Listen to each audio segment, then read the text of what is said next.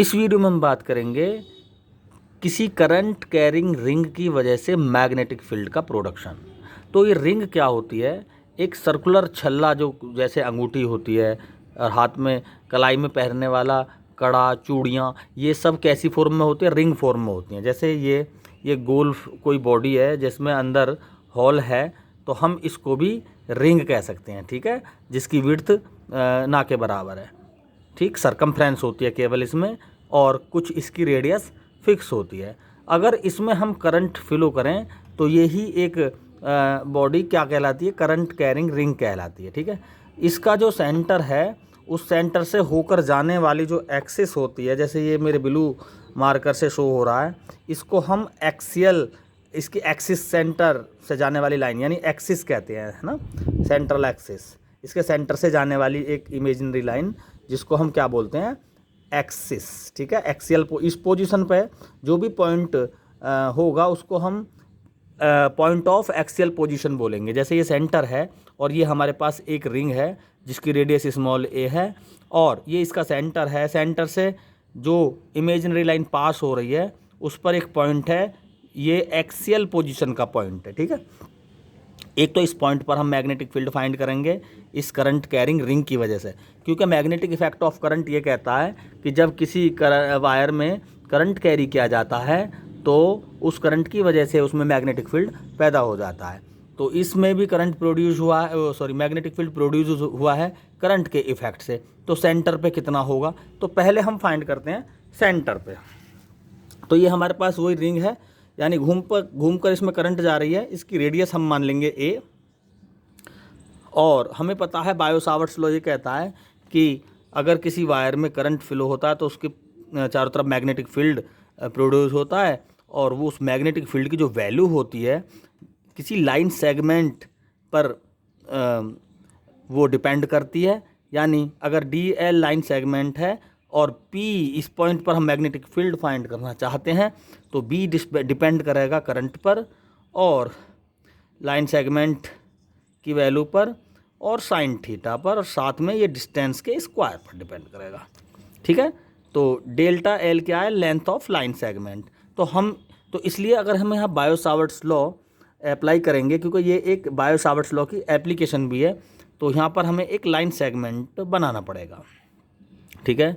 Delta L हम कह सकते हैं इसको, और डेल्टा एल की वजह से जिस भी डिस्टेंस पर हम फाइंड करना चाहते हैं, हम ए फाइंड इसी सेंटर पे फाइंड करना चाहते हैं, तो यहाँ पर देख लेते हैं कितना मैग्नेटिक फील्ड है। तो B is equal to formula लगा देंगे mu naught upon 4 pi I delta L sine theta, यानी साइन 90 होगा यहाँ पर, क्योंकि ये सर्कल है और सर्कल से करंट की डायरेक्शन तो ये हो गई जो हमें अभी इसमें रिंग में बना रखी है। देखो ज़रा, जैसे अगर ये रिंग हमने बनाई है, इसमें करंट कैरी कर रहा है, तो ये किसी पॉइंट पर लाइन सेगमेंट है ये, तो यहाँ पर करंट की डायरेक्शन होगी इस पेन की डायरेक्शन में।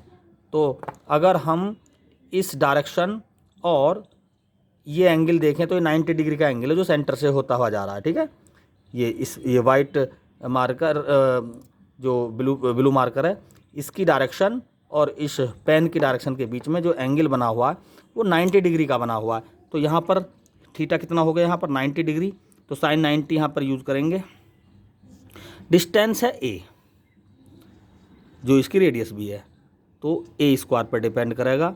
यहाँ से हो जाएगा ये B is equal to mu naught upon 4 pi, mu naught space की परमेबिलिटी है, आई ये रह गया, डेल्टा एल का मतलब इस छोटे से सेगमेंट की वजह से। और अगर हमें पूरा का पूरा वायर लेना है, कंप्लीट वायर की वजह से मैग्नेटिक फील्ड हमने फाइंड करना है, तो हम डेल्टा एल, इसको डी एल की फॉर्म में भी लिख सकते हैं, और पूरी इसमें जो हम डी एल की फॉर्म में लिखेंगे इसको, और डी एल का इंटीग्रेशन हो गया एल, लिमिट लगाएंगे 0 से लेके 2 pi R upon R square. यहाँ से एल इंटीग्रेशन हो गया डी एल का, यहाँ पर 0 से 2 पाई आर लिमिट है, तो यहाँ से 2 पाई आर बचा, और बी की वैल्यू आ जाएगी निकल के mu naught upon 4 pi I 2 pi R upon R square, ये एक आर कैंसिल, पाई कैंसिल, 2 टू ज़ा 4। तो फॉर्मूला बन गया B is equal to mu naught I upon 2R। अगर इस करंट कैरिंग लूप कह दो या रिंग कह दो, इसमें number of loop number of turns n है, तो यहाँ पर n की मल्टीप्लाई हो जाएगी, ठीक है। तो सेंटर पर मैग्नेटिक फील्ड की वैल्यू आई ये निकल के। अब बात होती है इसकी मैग्नेटिक फील्ड की डायरेक्शन क्या होगी। तो direction right hand palm rule के अकॉर्डिंग इसकी डायरेक्शन परपेंडिकुलर होगी, ठीक है, क्योंकि करंट कुछ इस तरह से फ्लो हो रहा है। अगर हम यहाँ पर राइट हैंड थंब रूल भी अप्लाई करें तो स्ट्रेट वायर के लिए देखो ऐसा होता है, ये वायर स्ट्रेट करंट इसमें फ्लो कैरी हो रही है इस वायर में, तो मैग्नेटिक फील्ड इस तरह से चलता है। अगर हम इसका रिवर्स भी देखें, अगर कहीं पर करंट किसी कोइल में या किसी रिंग में करंट ऐसे एंटी क्लॉकवाइज चले, तो अब हम यहाँ फिंगर्स के प्लेस पे अपने करंट को देखेंगे और मैग्नेटिक फील्ड के प्लेस पर करंट के प्लेस पर अपने थंब को देखेंगे। तो थंब की डायरेक्शन अपवार्ड डायरेक्शन में है ना। राइट हैंड थंब रूल ये कहता है कि करंट कैरिंग वायर में को अगर हम रैप करें अपनी फिंगर्स से, तो फिंगर्स मैग्नेटिक फील्ड को और थंब करंट को शो करता है। लेकिन अगर इसका रिवर्स हम देखें, अगर हम फिंगर्स को करंट शो कर लें कि किसी रिंग में करंट कैरी हो रहा है क्लॉकवाइज एंटी क्लॉकवाइज, तो अगर हम वायर को इस तरह से रैप करें अपने राइट हैंड फिंगर्स से, तो फिंगर यहाँ पर क्या काम कर रही है करंट का, और थंब हमारा यहाँ पर शो कर रहा है मैग्नेटिक फील्ड को, तो अपवार्ड डायरेक्शन में। तो मैग्नेटिक फील्ड की वैल्यू इसी कंडीशन में देखो, यहाँ पर एंटी क्लॉकवाइज करंट कैरी हो रहा है इस रिंग में, तो मैग्नेटिक फील्ड की डायरेक्शन यहाँ पर कैसी हो जाएगी, अपवार्ड डायरेक्शन। तो मैग्नेटिक फील्ड के लिए हम यहाँ पॉइंट बना सकते हैं इस तरह से। अगर डाउनवार्ड होती तो हम यहाँ पर क्रॉस बनाते, जहाँ पर क्रॉस लगा होता है समझो मैग्नेटिक फील्ड परपेंडिकुलर डाउनवार्ड है और पॉइंट को शो करता है perpendicular upward direction to the plane of paper, ठीक है। तो ये हुआ हमारा इसका फर्स्ट पोर्शन, रिंग की वजह से मैग्नेटिक फील्ड जो है B = μ0NI/2R। अब फाइंड करेंगे हम मैग्नेटिक फील्ड किस कहाँ पर, इस रिंग के सेंटर से जाने वाली एक लाइन जिसको हम इसकी एक्स बोलते हैं, और इस पोजीशन पर जो पॉइंट होगा उसको कहेंगे हम एक्सियल पोजीशन का पॉइंट, ठीक है। इस पॉइंट पर हम मैग्नेटिक फील्ड फाइंड करेंगे। यहाँ पर भी वही रूल लगाएंगे कि भाई बी जो होता है करंट के डायरेक्टली प्रोपोर्शनल होता है, डेल्टा एल यानी लाइन सेगमेंट पर डिपेंड करता है डायरेक्टली साइन थीटा पर, और अपॉन आर स्क्वायर पर यानी लाइन सेगमेंट से पी पॉइंट की डिस्टेंस के स्क्वायर पर। तो यहाँ पर अगर ए रेडियस है रिंग की और सेंटर से एक्सियल पोजीशन है आर डिस्टेंस पर, तो जो यहाँ पर आर स्क्वायर है ना, यहाँ पर ये डिस्टेंस, तो ये डिस्टेंस यहाँ पर ये वाली होगी, ठीक है, यानी लाइन सेगमेंट से पी पॉइंट तक की डिस्टेंस। तो लाइन सेगमेंट हमने यहाँ DL बना रखा है और DL से ये डिस्टेंस होगी जो A² + R² के अंडर रूट के बराबर होगी। तो इसमें हमें यही बायो-सावर्ट्स रूल अप्लाई करके इस पॉइंट पर मैग्नेटिक फील्ड की वैल्यू फाइंड करनी है। यहाँ पर भी साइन थीटा की वैल्यू जैसे यहाँ पर 90 डिग्री थी, यहाँ पर भी 90 डिग्री ही लेंगे क्योंकि 90 डिग्री ही होती है। देखो इसमें ये 3 डायमेंशन डायग्राम है, थोड़ा सा करंट की डायरेक्शन ये है और ये लाइन ये है, ठीक है। तो इसके बीच का जो एंगल है ये हमें ऑब्ट्यूज दिखाई दे रहा है कि ऑब्ट्यूज एंगल है, लेकिन एक्चुअली ऑब्ट्यूज नहीं है, ये 90 डिग्री का एंगल है। जो हम थोड़ी सी एक्टिविटी करेंगे तो उससे समझ में आ जाएगा एक एक्टिविटी से, तो ये 90 डिग्री क्यों है, ठीक है। देखें ज़रा इस रिंग में, देखो ये जो हमारा ब्लू मार्कर है ये एक्सियल पोजीशन को शो कर रहा है, और ये दूसरी जो पेंसिल है ये यहाँ पर करंट की डायरेक्शन को टेंजेंट खींचा गया है इस रिंग पर, ये करंट की डायरेक्शन को शो कर रही है। तो यहाँ से अगर ये लाइन सेगमेंट है, ये यहाँ से हमारे जो ये एंगल है, क्योंकि हमें फाइंड करना है इस पॉइंट पर मैग्नेटिक फील्ड, ये इस पॉइंट पर, ठीक है, यहाँ पर हमें मैग्नेटिक फील्ड फाइंड करना है। तो इस पॉइंट से और इस पॉइंट को अगर हम मिलाएं तो ये एंगल 90 डिग्री का बनता है, ठीक है। हमें यही एंगल वहाँ पर ऑब्ट्यूज शो हो रहा है, लेकिन वास्तव में ये एंगल कितने डिग्री का है, 90 डिग्री का, ये वाला एंगल, ठीक है, ये वाला एंगल 90 डिग्री का है। ये जहाँ पर ब्लैक मार्कर का कैप है ब्लैक, इस पॉइंट पर हमें मैग्नेटिक फील्ड फाइंड करना है, ठीक है। तो माना इस लाइन सेगमेंट का जो लेंथ है वो DL है, और इस DL की वजह से इस पॉइंट पर मैग्नेटिक फील्ड की जो वैल्यू होगी वो DB होगी, ठीक है। तो इस DB की डायरेक्शन क्या होगी भाई, तो वही जैसे हमने पाल्म रूल लगाया था, राइट हैंड पाल्म रूल। अगर ये करंट की डायरेक्शन है इस रिंग पर, और ये हमारी डिस्टेंस है, इस पर अगर एक प्लेन बनेगा उसके परपेंडिकुलर मैग्नेटिक फील्ड की डायरेक्शन होगी कुछ इस तरह से, ठीक है। तो हम ये भी कह सकते हैं कि इस वाली लाइन के परपेंडिकुलर अगर हम ये डायरेक्शन बनाएं तो ये डी बी यहाँ पर मैग्नेटिक फील्ड होगा। तो इस मैग्नेटिक फील्ड की वैल्यू हम कैसे फाइंड करें, तो वही बायो सावर्ट्स का लॉ लगा देंगे हम यहाँ पे अप्लाई करेंगे। D B is equal to mu naught upon 4 pi I D L sine 90, क्योंकि अभी हमने बताया ये एंगल 90 डिग्री है, अपॉन आर स्क्वायर, यानी A square plus R square का अंडर रूट का स्क्वायर हो गया तो अंडर रूट कैंसिल हो गया, ठीक है। ये डी बी की वैल्यू है। लेकिन ये मैग्नेटिक फील्ड एक वेक्टर क्वांटिटी है, ये अपने कंपोनेंट्स में ब्रेक होता है, तो हमने इसके दो कंपोनेंटों में भी साथ के साथ ब्रेक कर दिया इसको। ये तो डी बी कॉस थीटा है,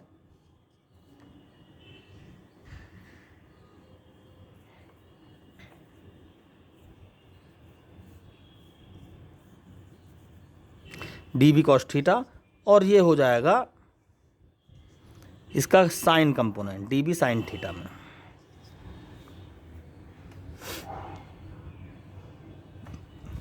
दोनों कंपोनेंट्स की डायरेक्शन डायग्राम में क्लियर है बिल्कुल। अब देखें जरा हमारा कौन सा कंपोनेंट इफेक्टेड होगा इसके लिए, क्योंकि ये डी एल लेंथ का एलिमेंट की वजह से तो हमने मैग्नेटिक फील्ड फाइंड कर लिया, ऐसे बहुत सारे डी एल एलिमेंट बन जाएंगे जगह जगह, तो हम सभी डी एल एलिमेंटों की वजह से जो मैग्नेटिक फील्ड होगा सबका सम करेंगे यहाँ पर। तो जब हम डी एल छोटे छोटे एलिमेंट इस तरह से बनाएंगे, सबके ये कंपोनेंट अलग अलग डायरेक्शंस में होंगे, तो कुछ डायरेक्शन एक्सपेरिमेंटली ये देखा गया कि कुछ कंपोनेंट्स तो आपस में कैंसिल हो जाते हैं, कुछ ही कंपोनेंट्स इफेक्टेड होते हैं। तो अगर हम डी एल एलिमेंट के अपोजिट एक एलिमेंट और बना लें यहाँ पर डी एल एलिमेंट, तो इससे ये शो हो जाएगा कि हमारा कौन सा, क्योंकि अपोजिट है ना तो कंपोनेंट्स भी अपोजिट हो जाएंगे, तो ये पता लग जाएगा कौन सा कंपोनेंट अपोजिट होगा, कौन सा एक डायरेक्शन में होगा जो मैग्नेटिक फील्ड देगा। तो यहाँ पर भी हमने डिस्टेंस बना ली यहाँ पर, और ये डी एल एलिमेंट बनाया, इस डी एल एलिमेंट की वजह से भी डी बी मैग्नेटिक फील्ड होगा जिसकी डायरेक्शन कुछ ऐसे होगी उसी प्लेन के परपेंडिकुलर, और इसका एक कंपोनेंट तो ये हो गया डी बी कॉस थीटा, और दूसरा हो गया ये डी बी साइन थीटा में। क्लियर। तो ये कंपोनेंट साइन थीटा का कंपोनेंट आपस में एक दूसरे को कैंसिल कर देगा, तो जो जिस कंपोनेंट की वजह से टोटल नेट मैग्नेटिक फील्ड मिलेगा वो है कॉस थीटा का कंपोनेंट। तो हमारा टोटल मैग्नेटिक फील्ड जो बी होगा वो D B cos theta component show करेगा। अब इसका थोड़ा सा हम इंटीग्रेशन कर देंगे 0 से लेके 2 पाई ए तक, इसकी पूरे सरकमफ्रेंस तक हम इसका इंटीग्रेशन कर देंगे। तो जहाँ पर छोटे छोटे कंपोनेंट्स कंटिन्यूसली एलिमेंट्स बन जाते हैं तो हम वहाँ पर अपना प्लस माइनस यूज़ ना करके सीधा कैलकुलेट से ही इसकी कैलकुलेशन करते हैं। तो डी बी की वैल्यू रखेंगे अब यहाँ से, b is equal to mu naught upon 4 pi, mu naught I upon 4 pi तो बाहर आ गया, 4 पाई बाहर आया, और साथ में आया ए स्क्वायर प्लस आर स्क्वायर बाहर, और डी एल अंदर रह जाएगा, और साथ में कॉस थीटा ये अंदर रहेगा 0 से लेके 2 पाई आर तक। डी एल का इंटीग्रेशन एल हो जाएगा। और कॉस थीटा को कैसे फाइंड करें, क्योंकि देखो डायग्राम में ज़रा एक बार, ये तो थीटा हो गया और ये है 90 माइनस थीटा। तो हमारे पास इस ट्रायंगल को, ये जो ट्रायंगल की ये जो एंगल है, देखो इस ट्रायंगल की इस एंगल की वैल्यू इस एंगल के बराबर होगी, कॉरेस्पॉन्डिंग एंगल है दोनों। तो ये थीटा है तो ये 90 माइनस थीटा, तो ये भी 90 माइनस थीटा हो जाएगा यहाँ से। तो यहाँ पर कॉस थीटा को हम साइन 90 माइनस थीटा लिख सकते हैं, mu naught I upon 4 pi A square plus R square, D L का एल हो गया 0 से 2 पाई आर, और कॉस थीटा को लिख दिया हमने साइन 90 माइनस थीटा, इसका मतलब कॉस थीटा ही है।